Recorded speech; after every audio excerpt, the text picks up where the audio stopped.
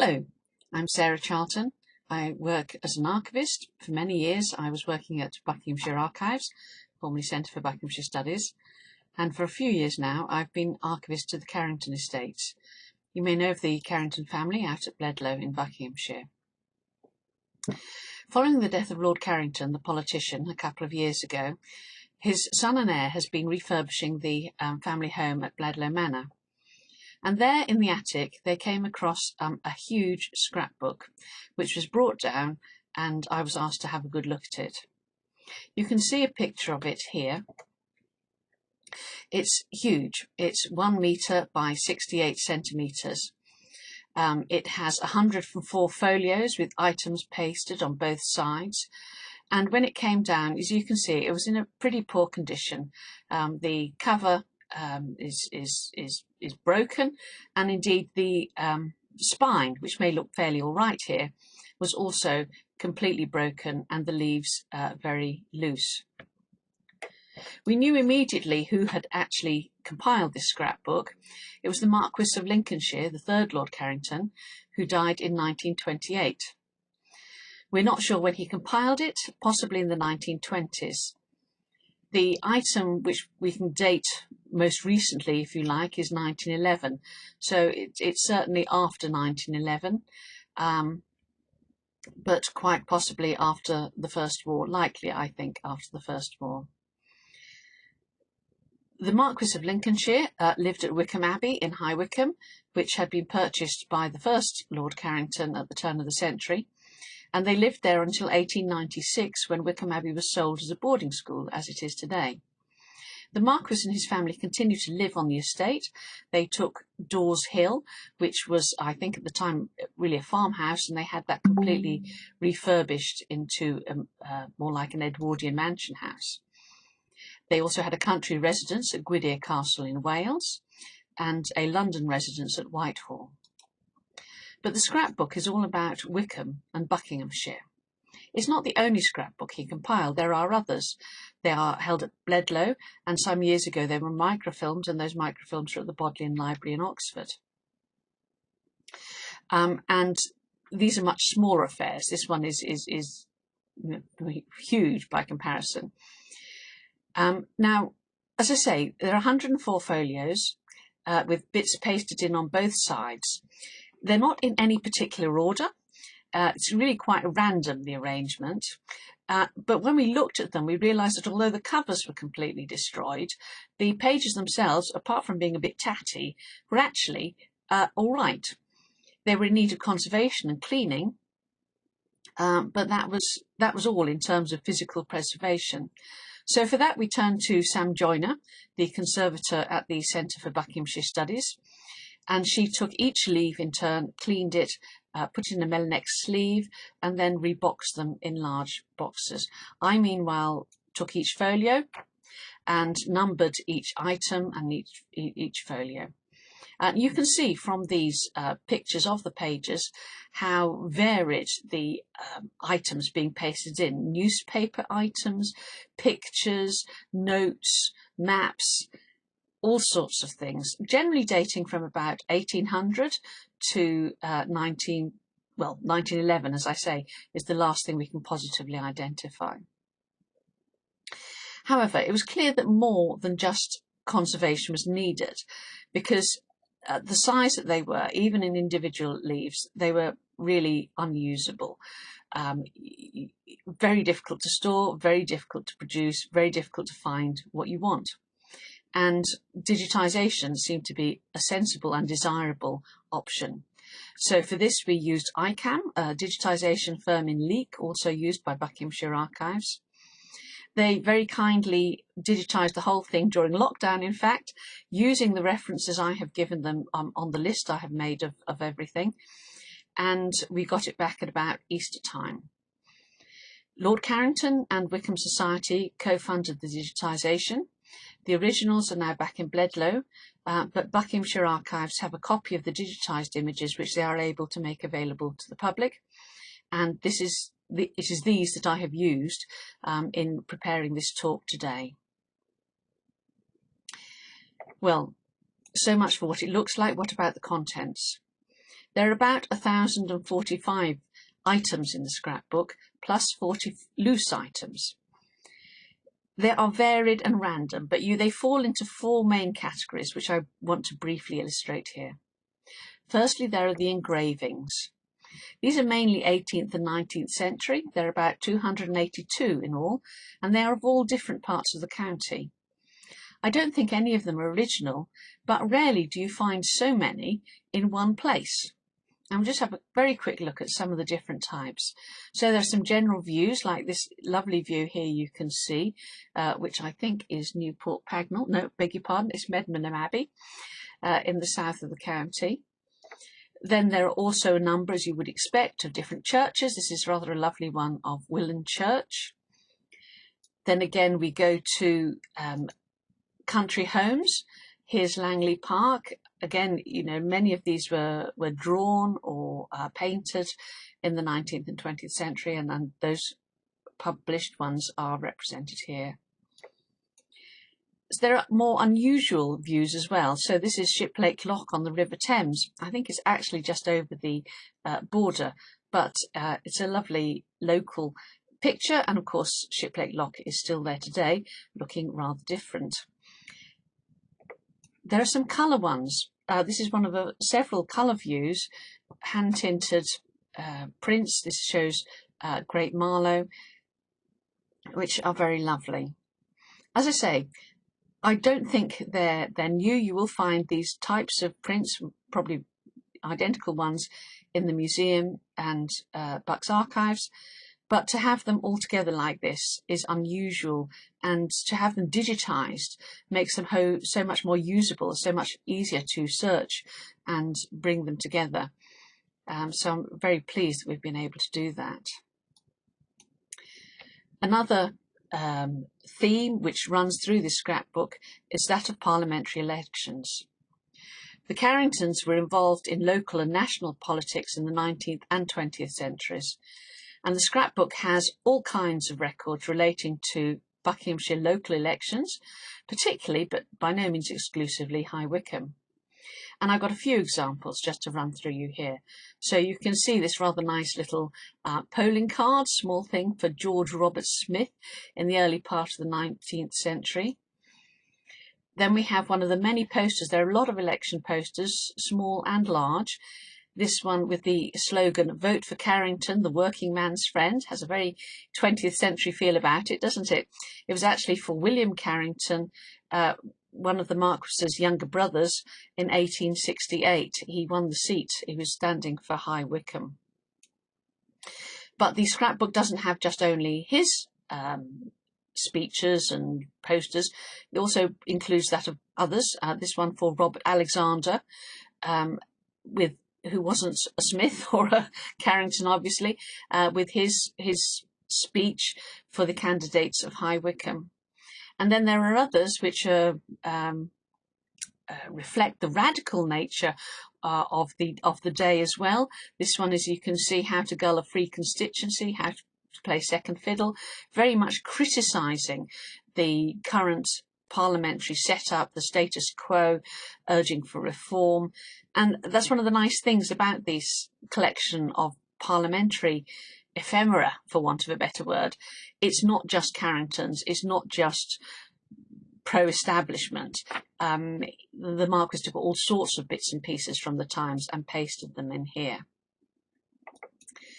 This is a telegram to his youngest brother Rupert, who in 1876 was abroad when the county seat, one of the county seats, fell vacant. I recall it's through the death of the candidate. So, you know, the parliamentary seat was suddenly opened, the candidacy declared, and Lord Carrington was very keen for his youngest brother Rupert to stand, but he was somewhere in Europe, and of course, how do you get hold of them? So he sent telegrams to various inns and places he believed him to be staying on the continent, copies of which are in this scrapbook. Happily, he managed to get him in time. He came back, and this is one of the speeches, again, one of the addresses made by Rupert Carrington to the electorate. Again, you know, you've got posters, you've got addresses, you've got polling cards, you've got newspaper cuttings. I think he must have gone through almost every local newspaper, cutting out the relevant bit on the relevant election. And there's a great deal of material for this 1876 election, as for earlier ones too. Well, what was the result of this particular one? He didn't win. Newspaper cutting typical, showing how Robert Bateson Harvey actually won that county seat, Rupert Carrington coming in joint second with Thomas Fremantle. I'm not aware of anything beyond the electoral registers and newspapers which provide this level of insight into the mechanics and operation of Wycombe or even Buckinghamshire county elections in the 19th century. The electoral registers and newspapers you'll find in Buck's archives and probably Wycombe Library. But before we saw this material in the scrapbook, there really was very, very little else. And it opens really a whole new window onto Wycombe and Buckinghamshire elections, which I think is really interesting and very accessible too. A lot of it is printed, so you're not having to struggle with 19th century handwriting too much. Okay, let's move on. Wycombe local affairs. There's a lot of material about bits and pieces, literally, that were going on in High Wycombe in the 19th century. They are very random. They are scraps, no particular order. So again, I've just got a few examples here for you to illustrate the diversity of those items. So this is about a pair of chairs which were made and presented by the town of High Wycombe to the Duke and Duchess of York in 1893. Very appropriate, chairs from High Wycombe, shown there nicely, signed by Charles Scull. Yeah, know little more about them, although I'm sure you could follow this up in the newspaper. The Cottage Hospital, the predecessor of today's hospital there, very different, but set up in 1875, and this is a copy of the rules and regulations. I've just put the front cover there, but I think the whole little book of rules and regulations is there, and they've been digitised too. This is a concert for a summer fete. I love the title, High Wycombe Fancy Fair and Summer Fete. In 1882, the Carringtons were still living at Wycombe Abbey, and Lady Carrington has got some concerts going on at Wycombe Abbey. You notice it's in aid of the Free Library Endowment Fund in 1882. Well, it's good to see an early mention of libraries there. There's earlier material too, so this is actually about a meeting of magistrates in 1830 as they were addressing the problem of the swing riots. You may know that the paper mills in Wycombe along the River Wye there were subject to those riots, and this is one of the pieces. There aren't many, but there are a few pieces in the scrapbook relating directly to those incidents, which is really good to have. Moving on now, we've thought a bit about Wycombe local affairs. Now we come to the Carrington family themselves. It will not surprise you to know that there's quite a bit in this scrapbook about the Carrington family.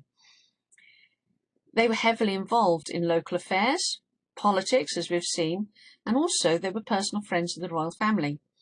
The Prince of Wales, later Edward VII, had been a close friend of the Marquis since childhood, and again there's a selection of their associations with the royal family, but also their activities and places of residence, all sorts of different things. On the picture here we see a view of their house in Whitehall, the interior. I haven't done a lot of work on their house in Whitehall actually, but as I say, there are some bits in the scrapbook about it. Then this is about the Marquis's visit to India as part of the Prince of Wales entourage in 1875. He sailed out on HMS Serapis with the rest of the party, and there's quite a bit of material about what happened, menus, things that happened in India, official letters. I've just picked a couple here. It's a programme of a concert being given on HMS Serapis. You can imagine this magnificent ship sailing with, all the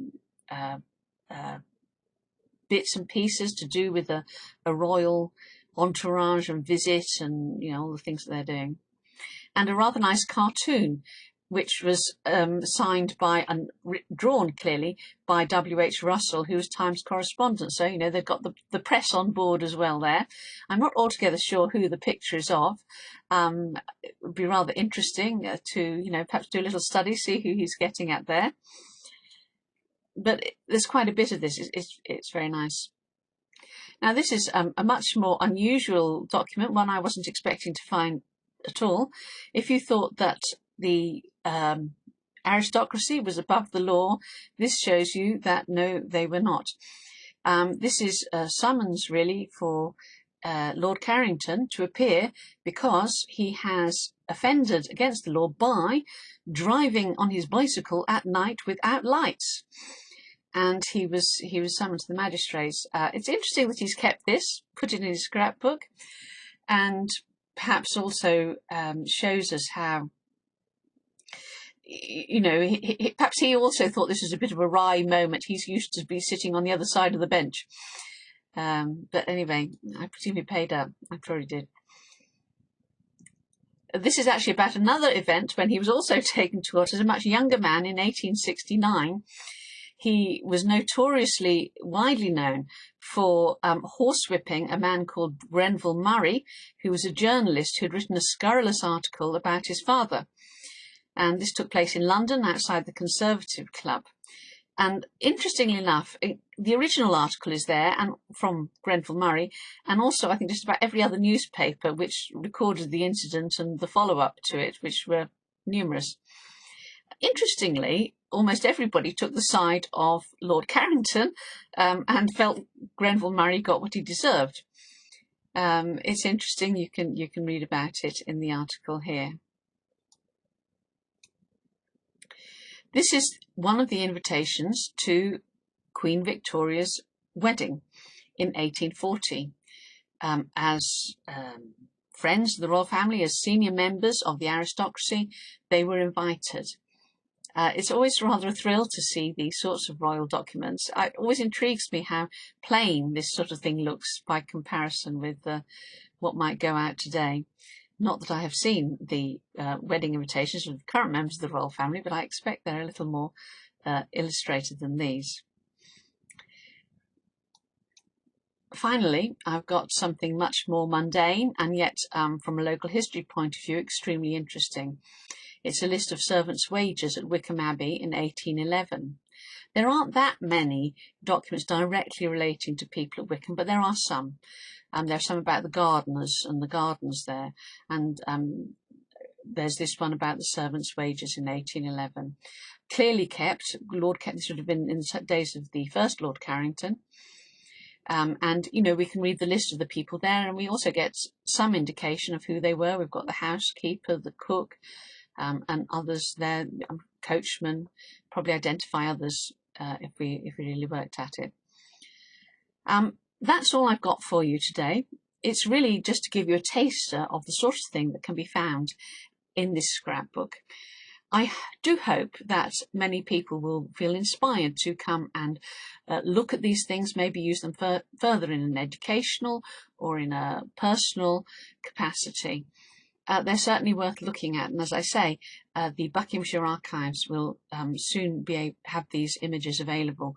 My list will be there too. It's not complete by any means, and indeed I'd be very happy for people, if they discover more information, for that list to be updated, more details to be added, dates, other bits and pieces. Thank you for giving me this opportunity to talk to you about this. And as I say, I do hope you get a chance to see this for yourself. Bye for now.